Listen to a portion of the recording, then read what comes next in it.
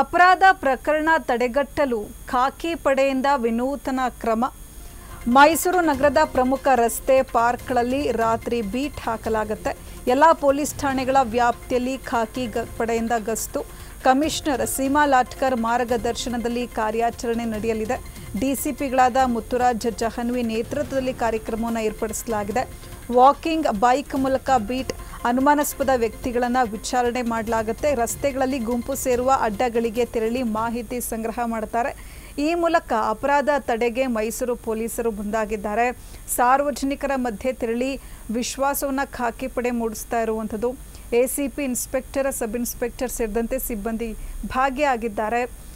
ಮೈಸೂರಿನಲ್ಲಿ ಅಪರಾಧ ಪ್ರಕರಣ ತಡೆಗಟ್ಟುವುದಕ್ಕೆ ಪೊಲೀಸರಿಂದ ವಿನೂತನ ಕ್ರಮವನ್ನು ಕೈಗೊಳ್ಳಲಾಗಿದೆ. ಮೈಸೂರು ನಗರದ ಪ್ರಮುಖ ರಸ್ತೆ ಪಾರ್ಕ್ಗಳಲ್ಲಿ ರಾತ್ರಿ ಬೀಟನ್ನು ಹಾಕಲಾಗುತ್ತೆ.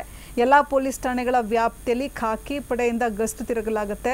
ಕಮಿಷನರ್ ಸೀಮಾ ಲಾಟ್ಕರ್ ಮಾರ್ಗದರ್ಶನದಲ್ಲಿ ಕಾರ್ಯಾಚರಣೆ ನಡೆಯಲಿದೆ. ಡಿಸಿಪಿಗಳಾದ ಮುತ್ತುರಾಜ್ ಜಹನ್ವಿ ನೇತೃತ್ವದಲ್ಲಿ ಕಾರ್ಯಕ್ರಮವನ್ನು ಏರ್ಪಡಿಸಲಾಗಿದೆ. ವಾಕಿಂಗ್ ಬೈಕ್ ಮೂಲಕ ಬೀಟ್ ಹಾಕುವಂಥದ್ದು, ಅನುಮಾನಾಸ್ಪದ ವ್ಯಕ್ತಿಗಳನ್ನು ವಿಚಾರಣೆ ಮಾಡಲಾಗುತ್ತೆ. ರಸ್ತೆಗಳಲ್ಲಿ ಗುಂಪು ಸೇರುವ ಅಡ್ಡಗಳಿಗೆ ತೆರಳಿ ಮಾಹಿತಿ ಸಂಗ್ರಹ ಮಾಡ್ತಾ ಇದ್ದಾರೆ. ಈ ಮೂಲಕ ಅಪರಾಧ ತಡೆಗೆ ಮೈಸೂರು ಪೊಲೀಸರು ಮುಂದಾಗಿರುವಂಥದ್ದು.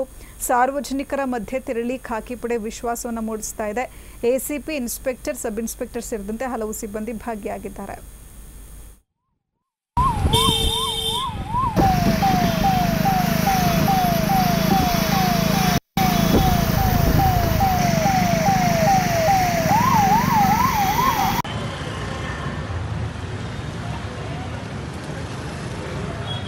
ಡೋರಾಕ್ರಿ